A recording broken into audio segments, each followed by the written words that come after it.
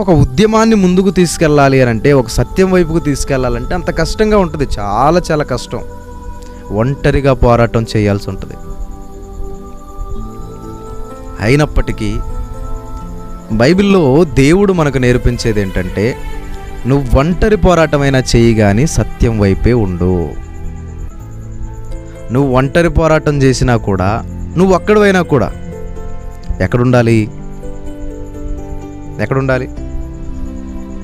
సత్యం వైపే ఉండాలి, న్యాయం వైపే ఉండాలి. నువ్వు ఒక్కడైపోతావు, అది కన్ఫర్మ్, అది ఫిక్స్ అయిపోయి రావాలి క్రిస్టియానిటీలోనికి. ఒంటరి అయిపోతావు, ఎవరూ నిన్ను కేర్ చేయరు, ఎవరూ పట్టించుకోరు. ఎందుకు పట్టించుకోవాలి? నన్ను అందరూ పట్టించుకోవాలని నువ్వెందుకు అనుకుంటున్నావు? మనకు మాదిరిగా ఉన్నారు కదా న్యాయం కోసం పోరాటం చేసిన వాళ్ళు. మన ప్రభు ఉన్నాడు. మన కోసం ప్రాణత్యాగం చేసిన మన ప్రభు. ఆయన పరిస్థితి ఏంటి? లగ్జరీ లైఫ్ అనుభవించాడు ఆయన. సత్యం కోసం పోరాటం చేస్తుంటే, ఎదురు తిరుగుతుంటే, నిజంగా ఆయన తిరుగుబాటు చేసిన వాడే. తిరుగుబాటు గురించి చాలామంది మాట్లాడుతుంటే, తిరుగుబాటు చేసేది ఎవరి లక్షణం? తిరుగుబాటు అపవాది లక్షణం అంట. మరి ప్రభువు చేసింది ఏంటి? తిరుగుబాటు చేశాడు. సమాజంలో ఉన్న మూఢత్వానికి తిరుగుబాటు చేశాడు ఆయన. సమాజంలో ఉన్న చెడ్డ ఆలోచనలకు తిరుగుబాటు చేశాడు. నిజం కోసం పనిచేశాడు. సత్యం అని మాట్లాడతాడు ఆయన. సత్యమును స్థాపించుటకు నేను వచ్చాను అంటే ఒంటరి అయిపోయాడు ఆయన. ఆయన పరిస్థితి చూడండి, ఒంటరి. ఎక్కడుంటావు?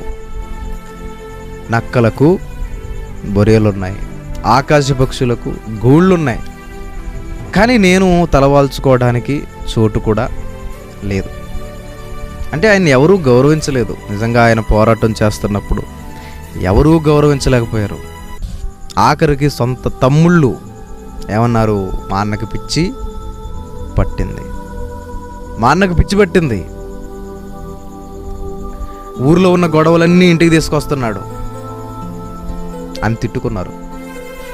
చూడండి, సమాజంలోకి వెళ్ళిపోతే యేసు గురించి మీ ఒపీనియన్ ఏంటండి అని అడిగితే, సమాజం చెప్పే సమాధానం ఏంటంటే, దెయ్యం పట్టినోడు, తిండిపోతూ, త్రాగుబోతూ అని మాట్లాడుతున్నారు. ఎందుకు అలాగా? నిజంగా ఆయన తిండిపోతా, త్రాగుబోతా, దెయ్యం పట్టినవాడా? నిజమది కాదు. మరి ఎందుకు సమాజం అలా మాట్లాడుతుంది అని అంటే, సత్యం పక్షాన మనం నిలబడినప్పుడు ఎదురవుతాయి కష్టాలు. సత్యం కోసం పోరాటం చేస్తున్నప్పుడు ఎదురవుతాయి కష్టాలు.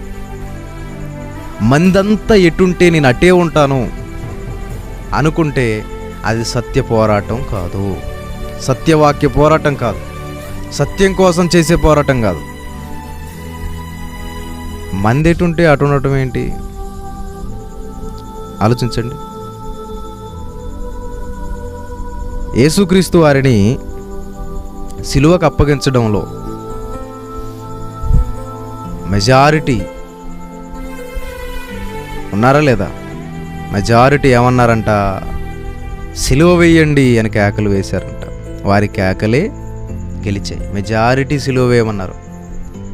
అలాగని ఆయన పాపం చేసినవాడా? మెజారిటీ సిలువ వేయమన్నారు కదండి అంటే ఖచ్చితంగా ఏదో పెద్ద పాపమే చేసుంటాడు అంటారా? అలా అనొచ్చా? చూడండి, సత్యం వైపుకు మనం ఉండాలి, వాస్తవం వైపుకు మనం ఉండాలి, న్యాయం వైపుకే మనం ఉండాలి.